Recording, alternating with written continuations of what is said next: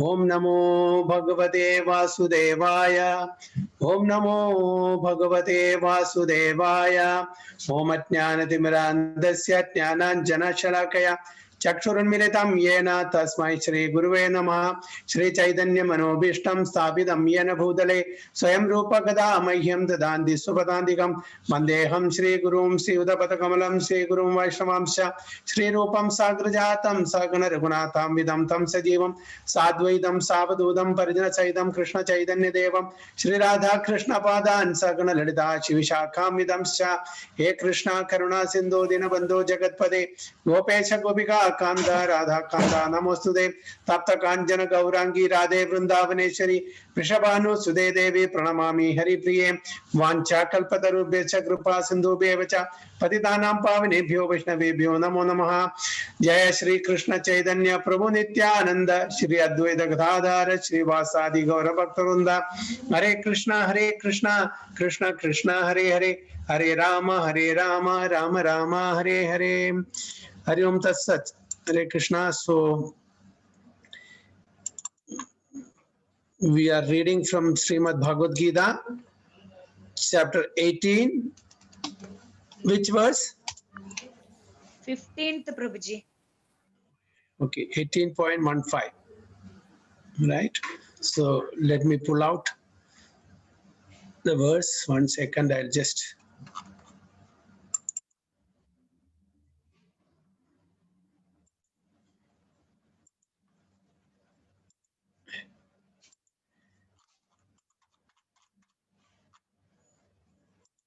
One five, right? Yes, Prabhuji.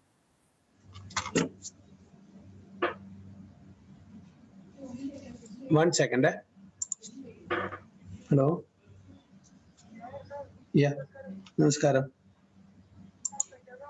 मैं थोड़ा एक क्लास में है, मैं थोड़ा टाइम के बाद में फोन करूँ आपको। हाँ, थोड़ा टाइम के बाद में मैं थोड़ा क्लास में हूँ। ओके, मीटिंग में।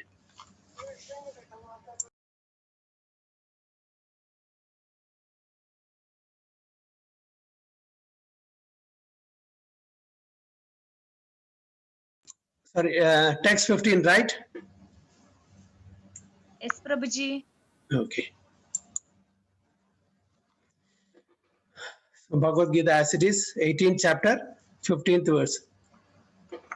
शरीरवान् मनोभिर्यत् कर्म प्रारब्धते नरः न्यायं वा विपरीतं वा पंचैते तस्य हेतवा।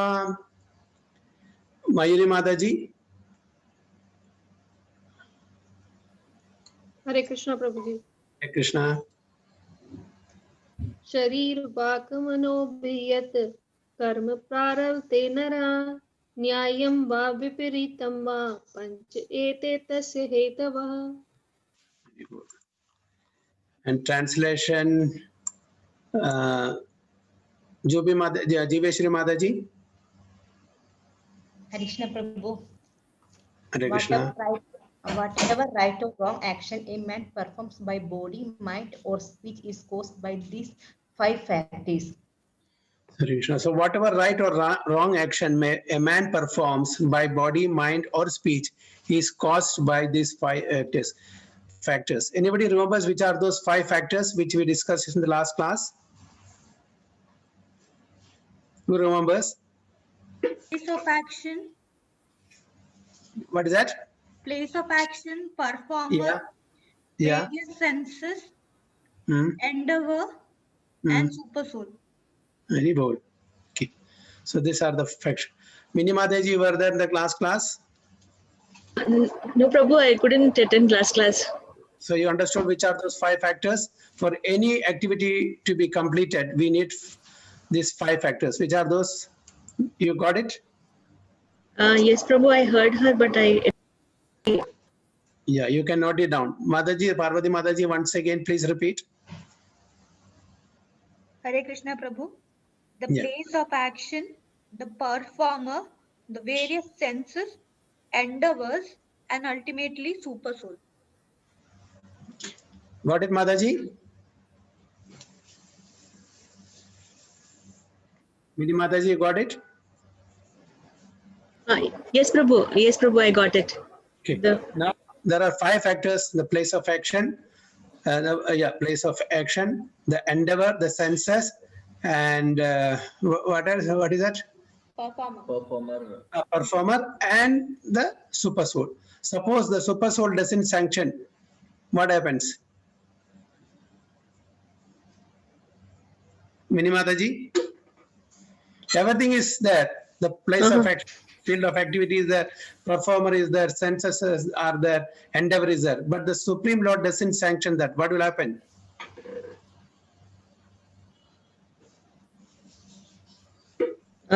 Decision will be not. The decision will not be able to be taken. Yeah, the activity will not be completed. Yes. Okay. Now, for Yes. example, I'm writing an exam. Okay. There's a classroom. I'm the performer. I'm the person who writes the exam. The senses are involved in that. Okay. And Yes. my endeavor is there.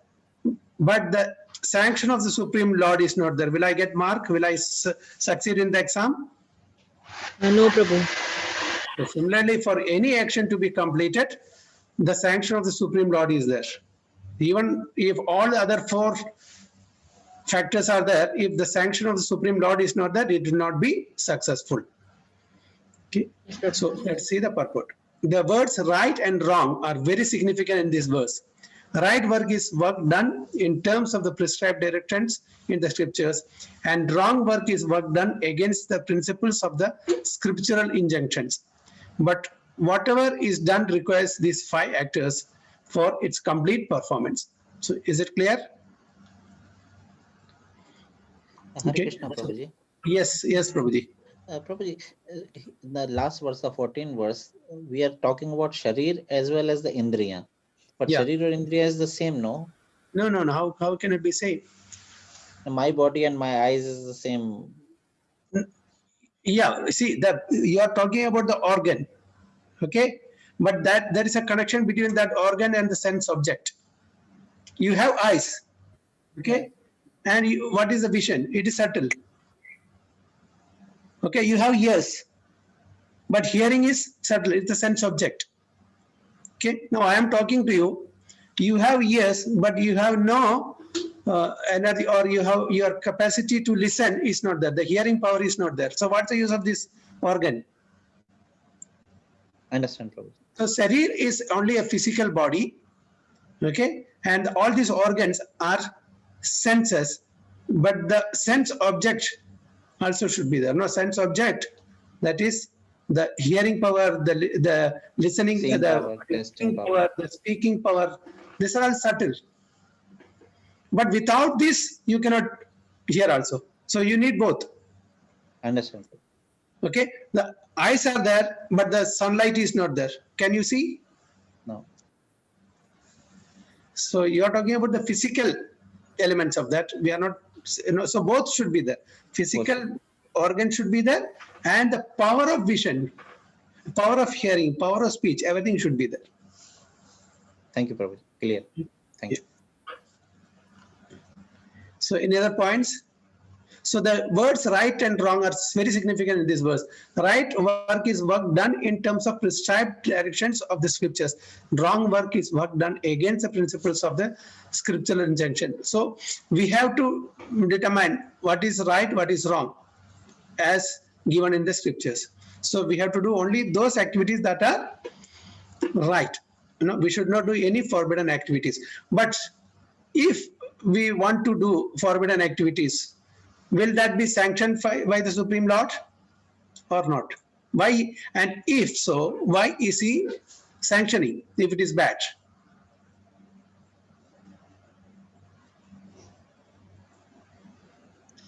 He will sanction, Prabhuji, otherwise no bad activity will happen. And he will sanction because of our free will. That's why he is always giving us. No. For example, now let us take our own children. Children are doing something wrong. Will we sanction that? No, we will not sanction, Prabhuji. But Super Soul, which is he is just a witness there. So he's witnessing all the activities. Yeah, he is our Supreme Father, and like that, for the children, we are the father and parents. So when the children are doing something wrong, will we sanction? No. But at times we sanction, even if they do wrong, right? Yeah. At times, not that always we sanction. We'll Sometimes. try our level best not to sanction, but when they are adamant, This is to your choice. right? Because every one of us are individual. They have their taste, their desires. And as parents, it is our duty to stop when they are doing some forbidden activities. Definitely we'll do that. But still, when they go in a wrong direction, our role of instructing them not to do that is there. But still they end up doing that. So there is a certain amount of free will for every individual soul, even to the children, in spite of our instructing so many times. For example, a grown-up boy, okay, he is smoking cigarette. Do you want your son to smoke cigarette? No, he will stop. But in spite of telling, using exercising his free will, he is smoking. He hide and do that one. Yeah. So, so they are exercising the free will, in a wrong way. So what can be done? So who is responsible for that? So at the end of the day, you have to just say yes, not willingly. You are not happy to say yes. Many times I have given this example. When the child is running high fever, okay, crying for say, ice cream. Usually we don't give ice cream when you are having high fever. But so adamant that you have no other way to live, but you eat it, but then you suffer. Okay, there's no other option. Similarly, Supreme Lord is also time and again instructing us through scriptures, through acharyas, through various devotees, through various means, directly, indirectly, but we are not there to listen to him. So he has no other way but to sanction. That is the reason that we are all here in the first place. Isn't it? So he will not intervene in our free will.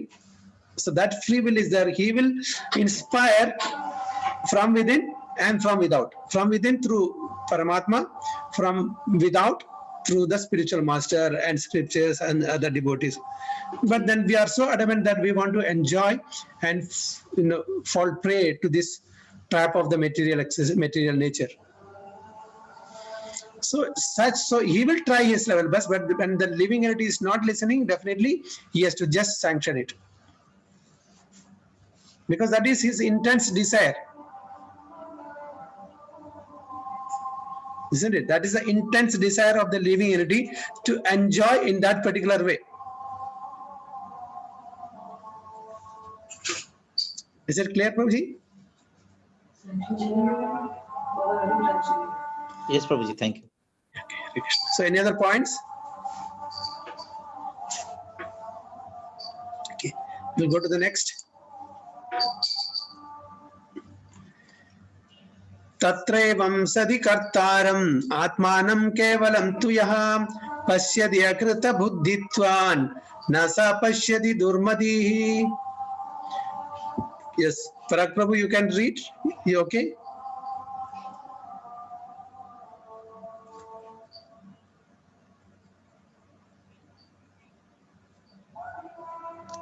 I will read the translation, Prabhuji. Okay. Okay. Kapil Prabhu or Mataji? There? Not there. Okay. Mini Mataji, please read then. Krishna Prabhu. Krishna. Tatraivam sati kartaram atmanam kevalam tuya pasyati akrata buddhitvan nasa pasyati durmati. Translation, Parag Prabhu. Translation, Prabhuji. Therefore, one who thinks himself the only doer, not considering the 5 factors, is certainly not very intelligent and cannot see the things as they are. So therefore, one who thinks himself the only doer, not considering the 5 factors, is certainly not very intelligent and cannot see things as they are. So many a times we say that I am the doer, but we don't consider the other factors. Okay. Definitely, it's that activity is initiated by the performer, that is we ourselves. But if you don't have the conducive atmosphere and the sanction of the Supreme Lord, it is not going to get completed. So a foolish person cannot understand that the super soul is sitting as a friend within and conducting his actions. Although the material causes are the place, the worker, the endeavor, and the senses, the final cause is the Supreme, the personality of Godhead. Therefore, one should see not only the four material causes, but the supreme efficient cause as well. One who does not see the Supreme thinks himself to be the doer. Always we take the credit, I am the person who has done it, but we don't see the hands of the Supreme Lord. So in brief, if for any activity to be completed, we can reduce to at least three factors. One is the performer, that is the initiating person, okay, and the middle, the circumstances, and ultimately the Supreme Lord, who is the sanctioner. Okay.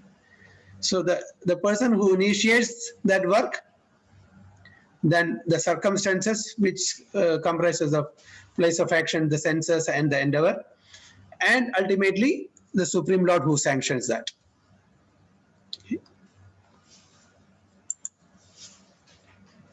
18.17.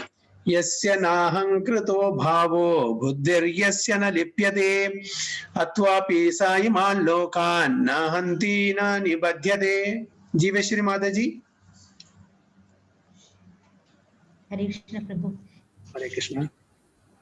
Isya na krido bhavo buddhir isya na lipyate hatto bi isma lokana handina nibandhyate. Mandana Mataji, translation please. Hare Krishna Prabhuji. Hare Krishna. Hello. Yeah. Hare. One. Yeah. Please keep quiet. One who is not motivated by false ego, whose intelligence is not entangled, though he kills men in this world, does not kill, nor is he bound by his actions. One who is not motivated by false ego, whose intelligence is not entangled, though he kills men in this world, does not kill, nor is he bound by his actions. So he is telling Arjuna. Okay, so Lord Krishna is taking Arjuna to slowly and gradually to the higher platform of transcendent knowledge. In this verse, the Lord informs Arjuna that the desire not to fight arises from false ego. Can anyone explain this? The Lord informs Arjuna that the desire not to fight arises from false ego. Obviously, that it is arising from false ego not to fight. Can anybody elaborate this?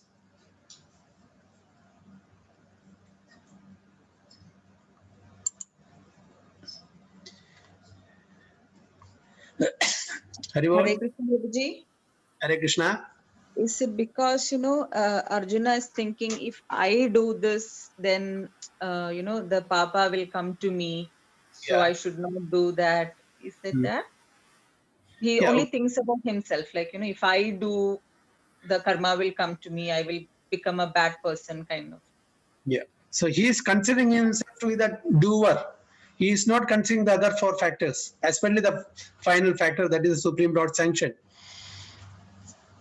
Okay. So even if, because here Lord Krishna is using Arjuna as an instrument, even if he refuses, what will happen? If that is the will of the Supreme Lord, it will happen, isn't it?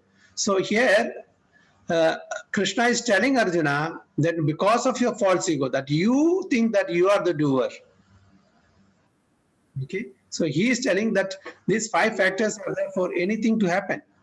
Don't think that you are the only person or you causes everything. You are the doer. So he is bringing Arjuna to the level of this understanding that you are not the only doer. Unless and until I sanction that, it is not going to happen. Right? So Arjuna thought himself to be the doer of the action, but he did not consider the supreme sanction within and without. Okay. If one does not know what a super sanction is there, that a super sanction is there, why should he act? It's another question. If one does not know that a super sanction is there, why should he act? But one who knows the instruments of work himself as the worker and the Supreme Lord as the supreme sanction is perfect in doing everything, such a person is never in illusion. Personal activity and responsibility arise from false ego and godlessness, or a lack of Krishna consciousness. Anyone who is acting in Krishna consciousness under the direction of the super soul or the Supreme Personality of Godhead, even though killing, does not kill, nor is he ever affected by the reaction of such killing. When a soldier kills under the command of a superior officer, he is not subject to be judged. But if a soldier kills on his own personal account, then he is certainly judged by a court of law. So here, Krishna is telling Arjuna, you think that you are the doer, okay? So, but the same activity, when it is done by the authority of a superior, by the sanction of the superior, you don't have to take the consequences of that, okay? Just like the example is given, the soldier is, fighting on the authority of a supreme commander. So he doesn't have to take the consequences of that fight. So here, Krishna is instructing Arjuna. Krishna is not an ordinary person. He is an authority. But because of false ego, Arjuna is thinking, if I indulge in this warfare, I will have to take the sinful reactions. That's why he is trying to avoid the war, because he doesn't want to undergo the sinful reactions, because he is considering himself the doer. But unfortunately, he doesn't know that the sanction of the Supreme Lord also should be there, without which this will not happen. So any other points?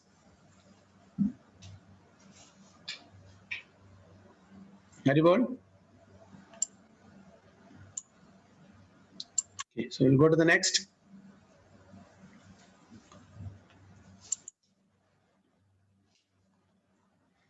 Jnanam Nyayam Parijnata Trividha Karma Chodanam Karanam Karma Karteti Trividha Karma Sangraha. Okay, Simi Mataji.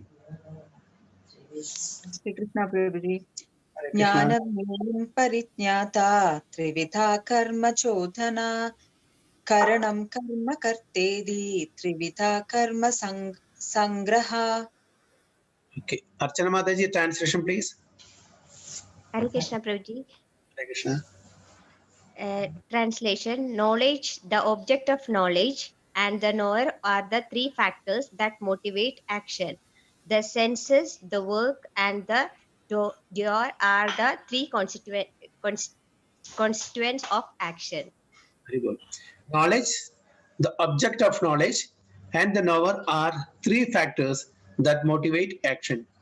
Senses, the work, and the doer are the three constituents of action. So further he is elaborating, Lord Krishna is elaborating to Arjuna. There are three kinds of impetus for daily work: knowledge, the object of knowledge, and the knower. The instruments of work, the work itself, and the worker are called the constituents of work. Any work done by any human being has these elements. Before one acts, there is some impetus, which is called inspiration. What is impetus means? A desire to work, okay? A desire to do any action, or an inspiration to do any action. Any solution arrived at before work is actualized is a subtle form of work. Then work takes the form of action. Okay? So the impetus, it is there in our mind. Okay, the desire to do any action, and we make a frame in our mind before we put that into action. So then work takes the form of action. First, one has to undergo this psychological process of thinking, feeling, and willing, and that is called impetus. So the desire, it is subtle. It is not put into action yet. It is framed in the mind, by the way of thinking, feeling, and willing. Okay.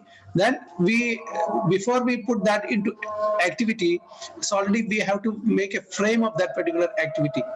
So then we physically do that action. So the inspiration to work is the same if it comes from the scripture or from the instruction of the spiritual master. When the inspiration is there and the worker is there, then actual activity takes place by the help of the senses, including the mind, which is the center of all the senses.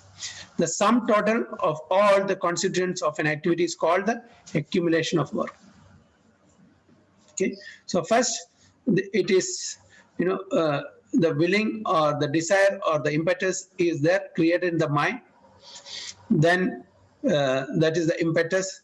Then we just create a frame of that particular activity in the mind, that with the help of the senses, and we put that into an activity by the sanction of the Supreme Lord. Okay. And so this all, everything is sub-mind, the organs, the senses, and the Supreme Lord. So these are the constituents of activity for accumulation of work. Knowledge, objective knowledge, the knower, and the three factors that motivate action: senses, the work, and the doer are the three constituents of the action. So any comments or any question?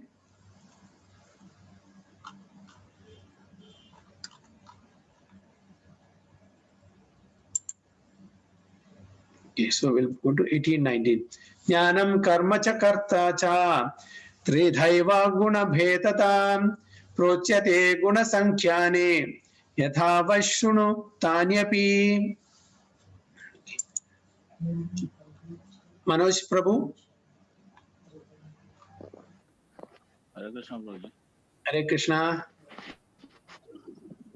Jnana karma cha karta cha trivaidya guna bhetata procyate guna sankhyane yatha vrichhanu tanyapi. Very good. Rajesh Prabhu, translation please.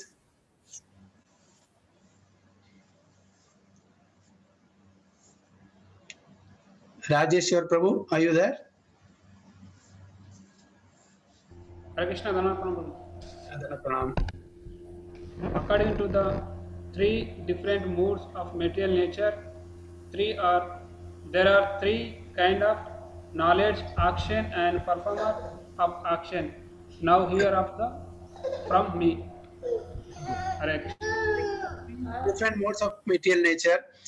There are three kinds of knowledge: action and performer of action. Now hear of them from me.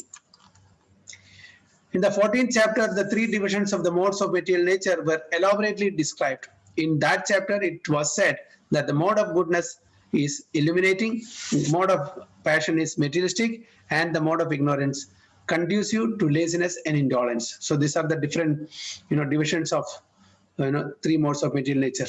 So mode of goodness is illuminating, okay, and mode of passion is materialistic, and the mode of ignorance is conducive to laziness and indolence. All the modes of material nature are binding. They are not sources of liberation. Even in the mode of goodness, one is conditioned. In the 17th chapter, the different types of worship by different types of men in different modes of material nature were described. In this verse, the Lord says that he wishes to speak about the different types of knowledge, workers, and work itself according to the three material modes.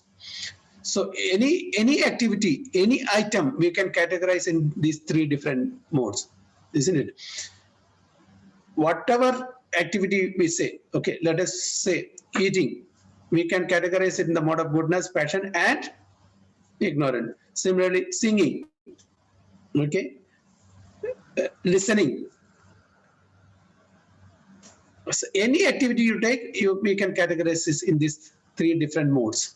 So Lord is going to explain now different types of knowledge also in these three workers and work in these three categories. Let us see what it is. Sarva bhudeshu yenaikyam bhavam avyayam ikshade avibhaktam vibhakteshu tatjnanam vidhi satvikam. Okay. Bhagavati Mataji and Prabhu. Hare Krishna Prabhu. Hare Krishna. सर्वभूतेषु येनैकं भावान् अव्ययम् ईक्षते अविभक्तं विभक्तेषु तज्ज्ञानं विद्धि सात्विकम्. Translation. Hare Krishna Prabhu, Danda Pranam. That knowledge by which one undivided spiritual nature is seen in all living entities, though they are divided into innumerable forms, you should understand to be in the mode of goodness. Very good. So that knowledge by which one undivided spiritual nature is seen in all living entities, though they are divided into innumerable forms, you should understand to be in the mode of goodness. So which is that knowledge? By which one undivided spiritual nature. What is that undivided spiritual nature?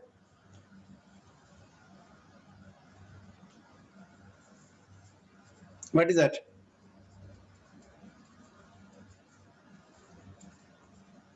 Haribol?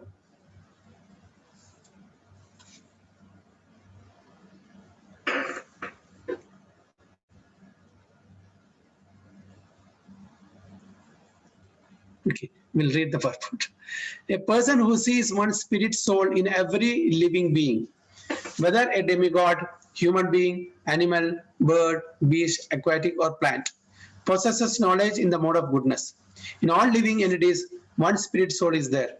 Although they have different bodies in terms of their previous work, as described in the 7th chapter, the manifestation of the living force in everybody is due to the superior nature of the Supreme Lord. Thus, to see that one superior nature, that living force in everybody is to see in the mode of goodness. That living energy is imperishable. Although the bodies are perishable, differences are perceived in terms of the body because there are many forms of material existence in conditional life. The living force appears to be divided.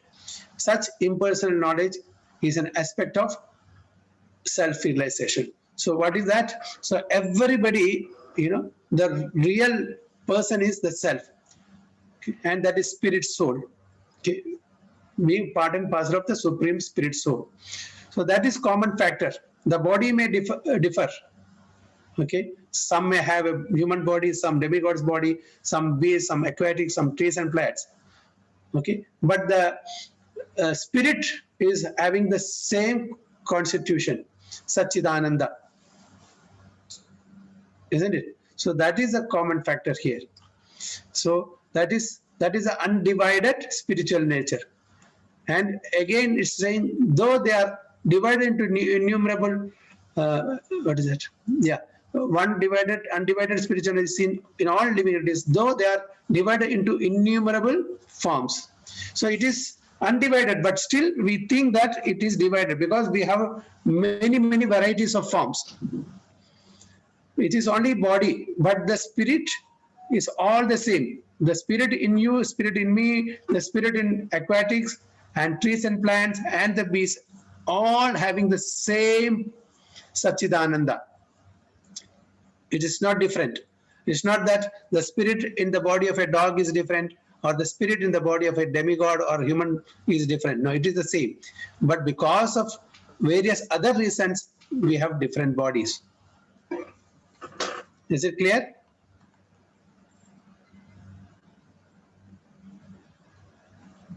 Okay, we'll go to the next. Prithaktvena tu yajnanam nana bhavan prithakvidhan veti sarveshu bhuteshu tajnanam viddhi rajasam. Ramani Mataji. Hare Krishna Prabhu. Hare Krishna. Pratakvena tu yajnanam nana bhavan pratakvidam vidan veti sarveshu bhuteshu tajnanam vidirajasam. Very good. Translation. Prabhu is there or children or you? Anybody? No problem. Sorry Prabhu, nobody is here at the moment. Okay, please you read, Mataji. Okay. Translation. that knowledge by which one sees that in every different body, there is a different type of living entity you should understand to be in the mode of passion. Very good. So that knowledge by which one sees that in every different body, there's a different type of living entity, you should understand to be in the mode of passion. So what we learned from the first sloka, that they're all the same, undivided. Okay. That is who is in the mode of goodness. Now he says, the knowledge by which one sees that in every different body, there's a different type of living entity. We should understand to be in the mode of passion.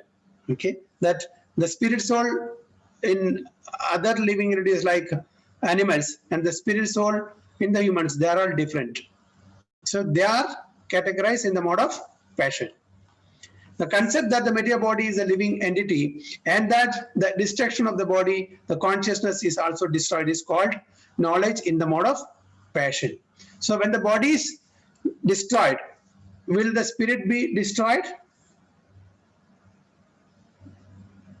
No. So that sort of knowledge is called the mode of passion. According to that knowledge, bodies differ from one another because of the development of different types of consciousness. Otherwise, there is no separate soul which manifests consciousness. The body is itself the soul. The body itself the soul, and there is no separate soul beyond the body. According to such knowledge, consciousness is temporary. Or else there are no individual souls, but there is an all-pervading soul which is full of knowledge, and the body is a manifestation of temporary ignorance. Or beyond this body, there is no special individual or supreme soul. All such conceptions are considered products of mode of passion. Okay, so when the body perishes, the consciousness is also gone. Okay, and for every for every individual soul, individual person, there is no separate individual soul. So everything is all pervading supreme soul. So this sort of knowledge is called in the mode of passion. You know, this is also an impersonal philosophy, that they also don't accept the individual soul. They accept the super soul's presence, who is all pervading. So next. Yattu Krishnavad ekasmin karye saktam ahaitukam adatvartha vadalpam cha tattamasam udahridam. Okay, who else? Rupeshri Mataji.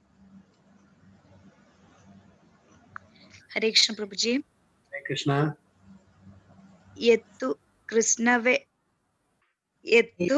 Krishnavede asmin karye saktamahaitukam adatvartha vadalpam cha tattama samudahridam. Okay. Translation also please read. And that knowledge by which one is attached to one kind of work as the all in all, without knowledge of the truth, and which is very meager, is said to be in the mode of darkness. Very good. And that knowledge by which one is attached to one kind of work as the all in all, without knowledge of the truth, and which is very meager, is said to be in the mode of darkness. The knowledge of the common man is always in the mode of darkness or ignorance, because every living entity is conditional, in conditional life is born into the mode of ignorance. Okay, one who does not develop knowledge through the authorities or scriptural injunctions as knowledge that is limited to the body, he is not concerned about acting in terms of the directions of the scripture. For him, God is money, and knowledge means the satisfaction of bodily demands. Such knowledge has no connection with the absolute truth. It is more or less like the knowledge of the ordinary animals. The knowledge of eating, sleeping, defending, such knowledge is described here as a product of the mode of darkness. In other words, knowledge concerning the spirit soul beyond this body is called knowledge in the mode of goodness. Knowledge producing many theories and doctrines by dint of mundane logic and mental speculation is in the product of mode of passion. And knowledge concerned only with keeping the body comfortable is said to be in the mode of ignorance. So the mode of knowledge in the mode of ignorance is, those people are limited to only bodily level: eating, sleeping, mating, and defending. They don't try to understand the other superior factors from the scriptures, from or other saintly personalities. They're only they just want to live somehow, enjoying this for activities: eating, sleeping, defending, and mating. So lastly, Prabhupada concludes this, that the three like this knowledge concerning the spirit soul beyond this body is called knowledge in the mode of goodness. So the body is just temporary, but the spirit soul, that is permanent. So we have to see that spirit soul which is beyond the body. So a person who has that knowledge in the mode of is in the mode of goodness, and the person who are speculating by logic and other speculation is called in the mode of passion, knowledge in the mode of passion. And the person who has knowledge that is limited to the bodily level is said to be the knowledge in the mode of ignorance. So any other points?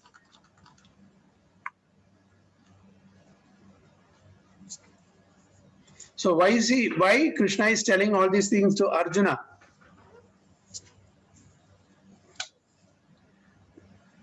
Yes, Ribol. Minimadaji. Sorry, Prabhu, I had a call, that's why I couldn't. Sir, what did you, Prabhu, what did you ask me? Why Krishna is telling this elaborate knowledge to Arjuna? What is the point? When we read the initial lessons, that they mention there that this is for, Bhagwan is mentioning, is speaking to Arjuna for the sake of all the people in all the people, for all of us. Yeah.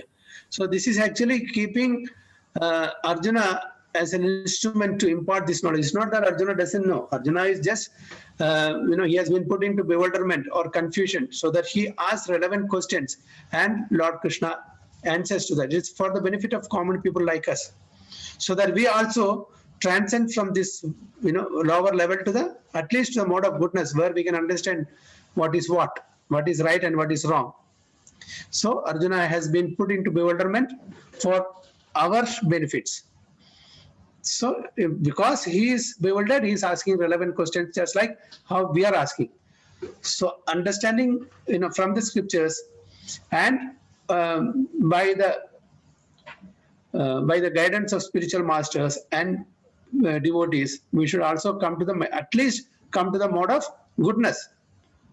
So from those who are in the mode of ignorance should rise to the mode of passion, and from passion to goodness, so that only in goodness we can understand, subject matters like soul, consciousness, and other things, why we are here, what is the purpose of our life. All these things can be understood only in the mode of goodness, otherwise it's not. So we have to slowly and gradually rise ourselves to the mode of goodness to understand the science of God.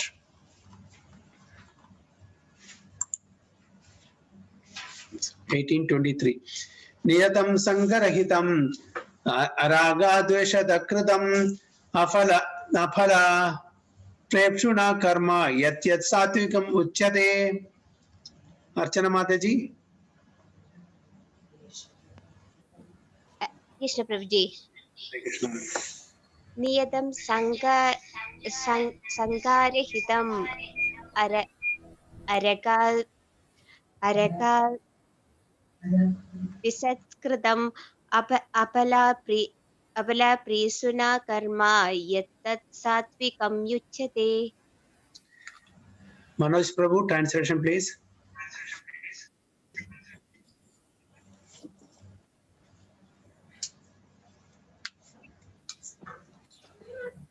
That action which is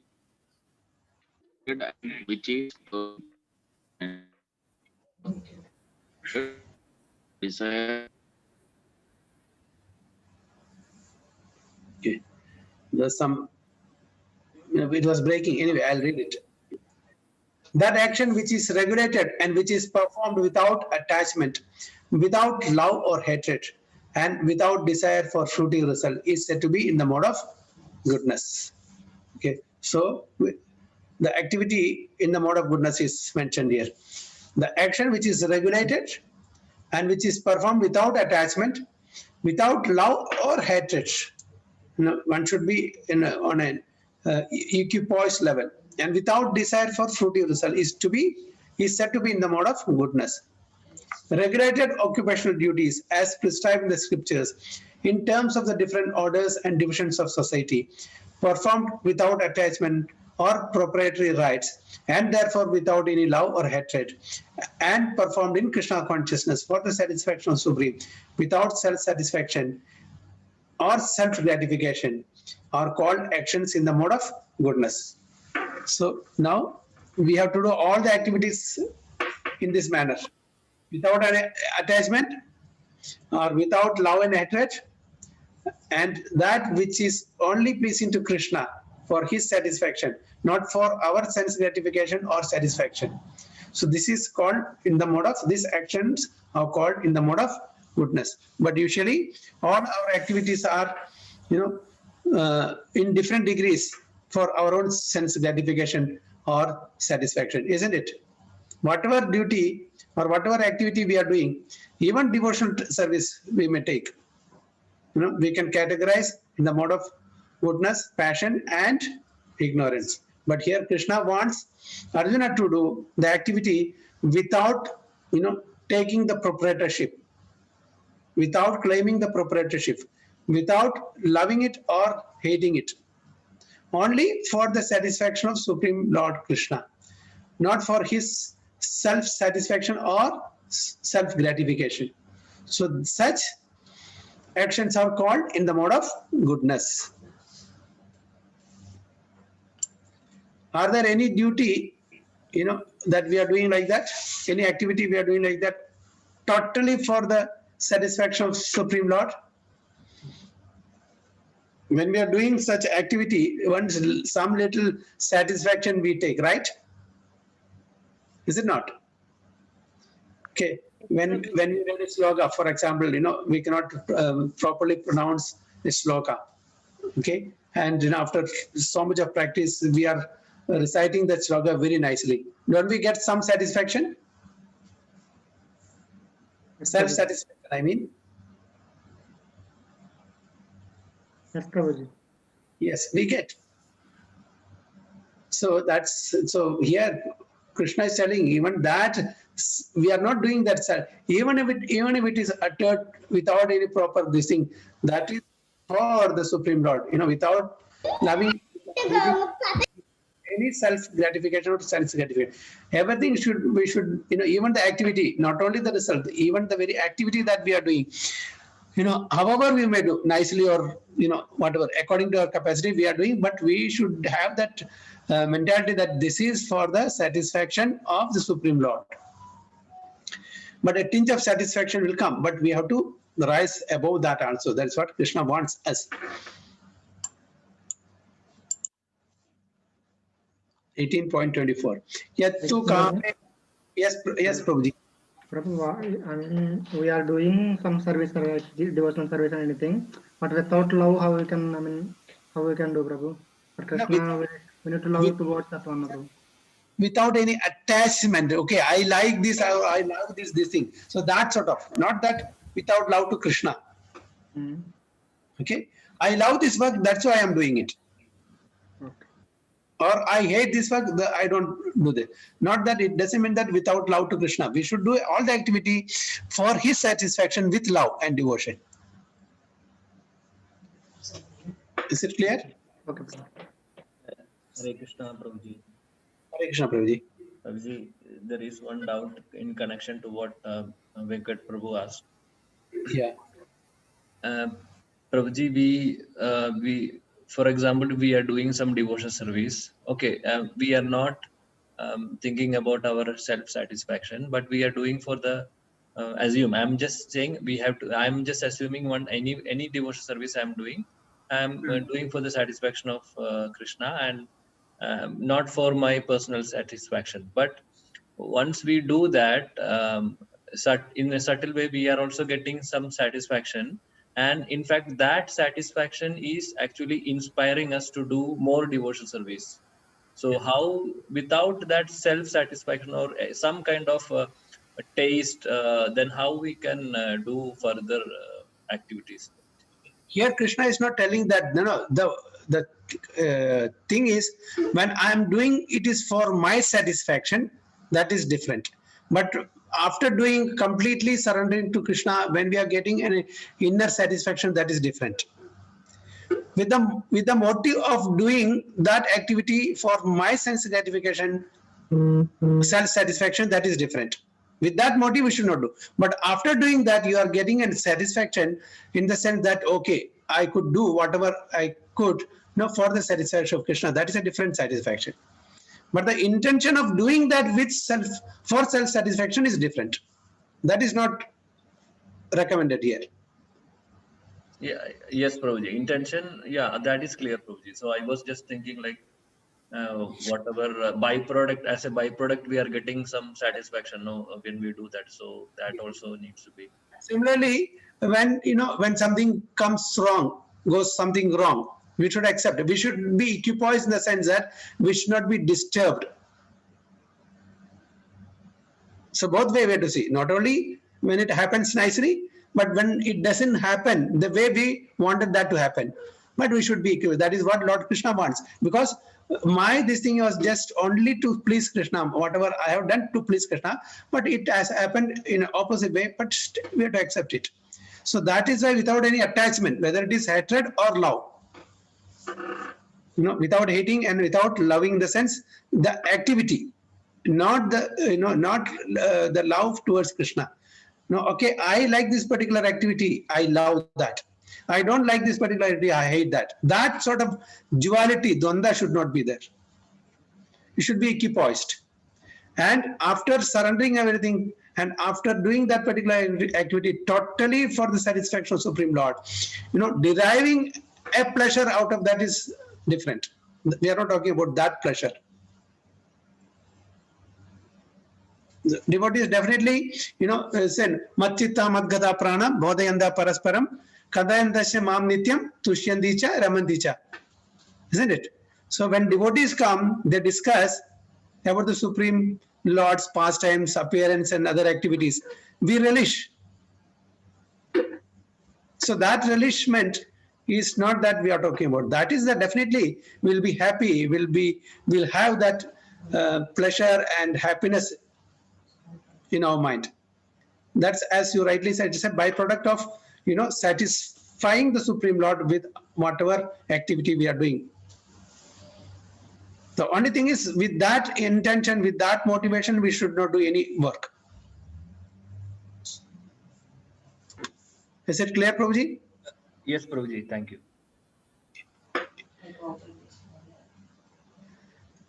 Yattu kamepshuna karma sahankarena vapunah kriyate bahulayasam tadrajasam udahridam. Yes. And Parvati Mataji and Prabhu. Yattu kamepsuna karma sahankarena vapuna kriyate bahulayasam tadrajasam udahritam. Translation. Great effort by one seeking to gratify his desires and enacted from a sense of false ego is called action in the mode of passion. Okay. So, but action performed with great effort by one seeking to gratify desires and enacted from a sense of false ego is called action in the mode of passion. Okay.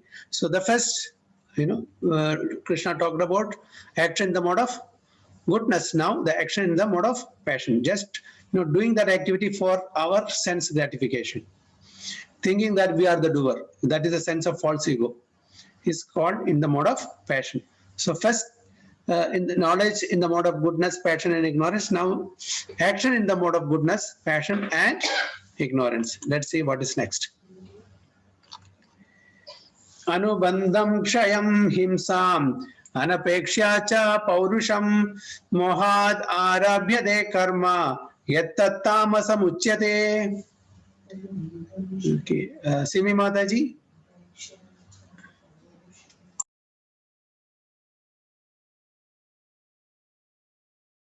Hare Krishna Prabhuji. Anubandham kshayam himsam anapekshya cha paurusham mohat arabhyate karma yattattamasamuchyate. Vandana Mataji, translation please.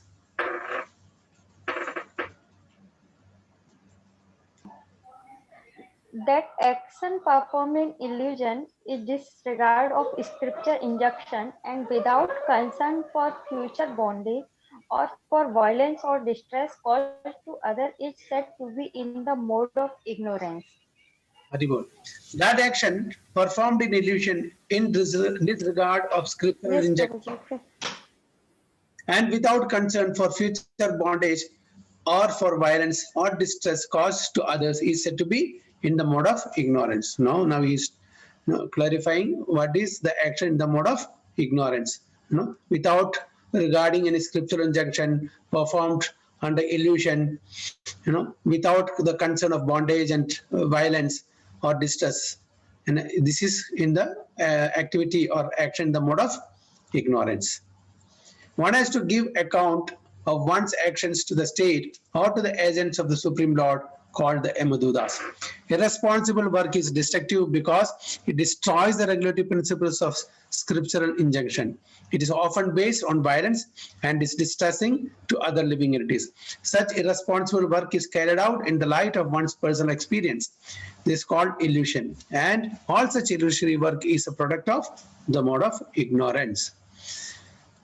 So the action in the mode of goodness, passion, and ignorance are covered now. Now let us go to the next.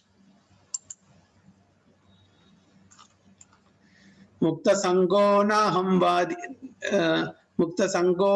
vadi dhritya utsaha samanvitaha siddhi asiddhyo nirvikaraha karta satvika uchyate. Okay, sorry. And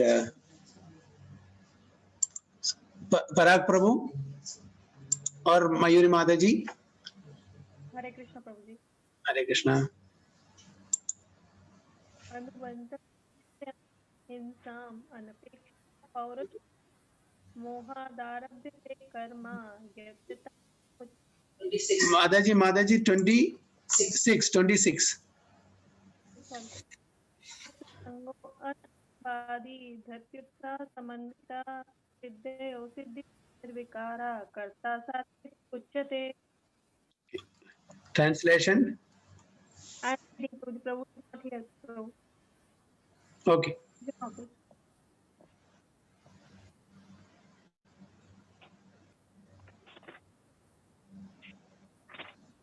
One performs his duty without association with the modes of material nature, without false ego, with great determination and enthusiasm, and without wavering in success or failure, is such a worker in the mode of goodness.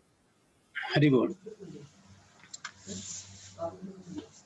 One who performs his duty without association with the modes of material nature, without false ego, with great determination and enthusiasm, and without wavering in success or failure is said to be a worker in the mode of goodness.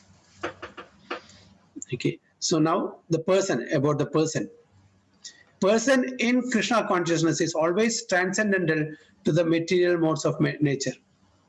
He has no expectations for the result of the work entrusted to him because he is above false ego and pride. Still, he is always enthusiastic till the completion of such work. He does not worry about the distress undertaken. He is always enthusiastic. He does not care for success or failure. He is equal in both distress and happiness. Such a worker is situated in the mode of goodness. Okay. So this is a Krishna conscious worker.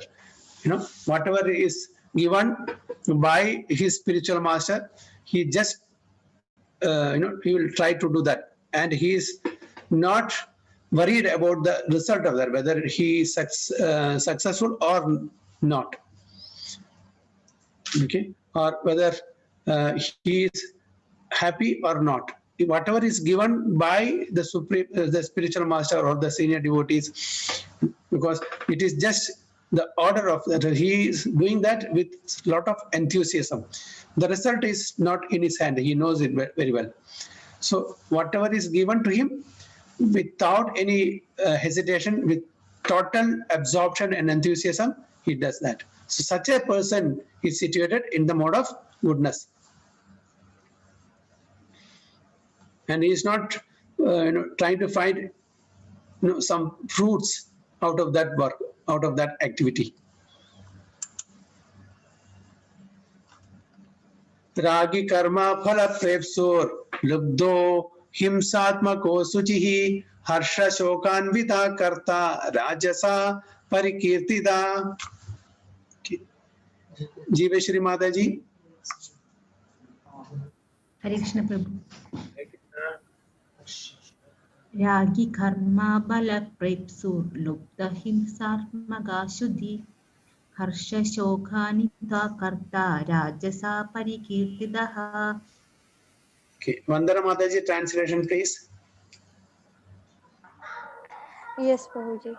The worker who is attached to work and the fruits of work, desiring to enjoy those fruits, and who is greedy, always envious, impure, and moved by joy and sorrow, is said to be in the mode of passion. Okay.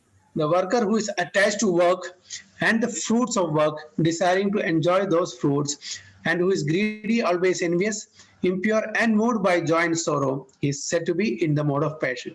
So the person who is totally attached to the fruits of work and wanting to enjoy the fruits, who is greedy, envious, impure, and who is considering the joy and sorrow out of that particular work, is said to be in the mode of passion.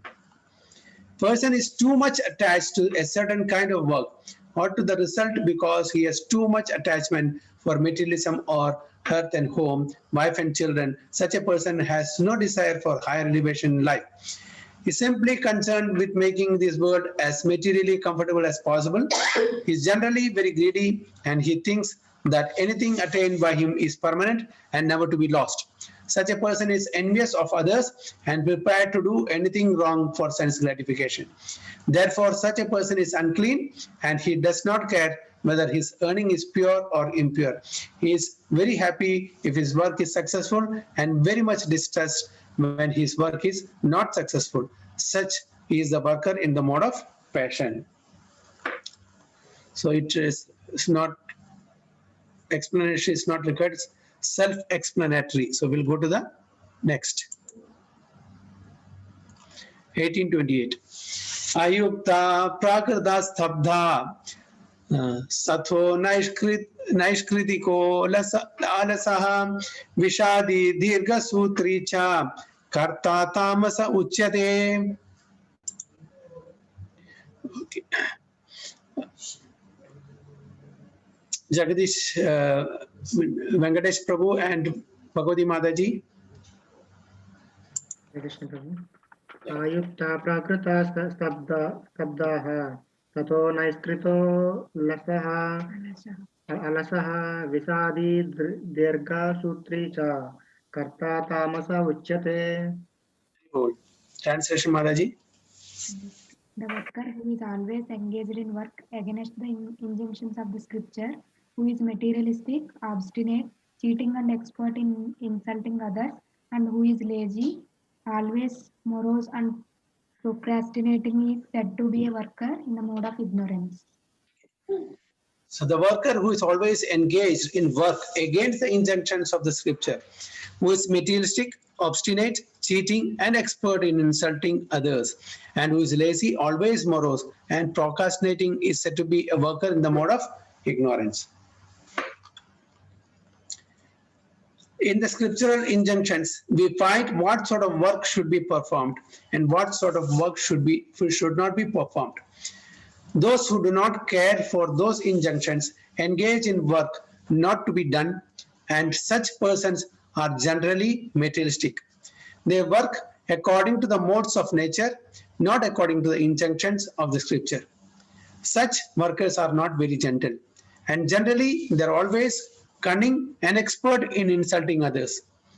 They are very lazy, even though they have some duty, they do not do it properly, and they put it aside to be done later on. Therefore, they appear to be morose. They procrastinate. Anything which can be done in an hour, they drag on for years. Such workers are situated in the mode of ignorance. Hare Krishna. So, anyone remembers which are the items that we spoke in different modes? Goodness, passion, and ignorance. Today, starting, which are those items or which are those elements that we spoke in 3 different modes? Starting from what?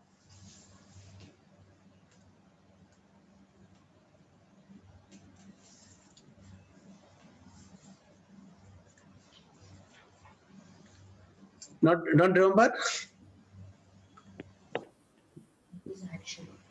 First, what did we say?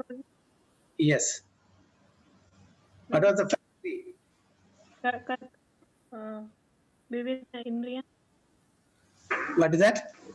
Karta, doer.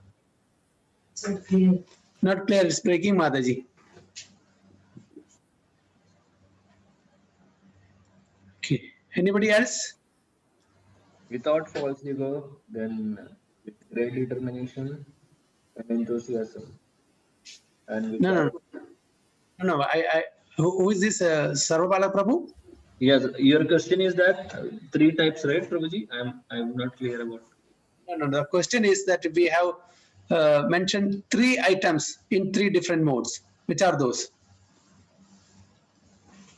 One is action, Prabhuji. Is it? Before that.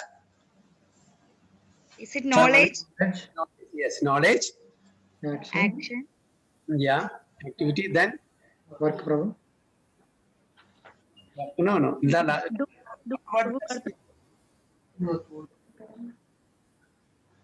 Action. That is action. Performer of action. Performer of action. Worker. Perform. The person.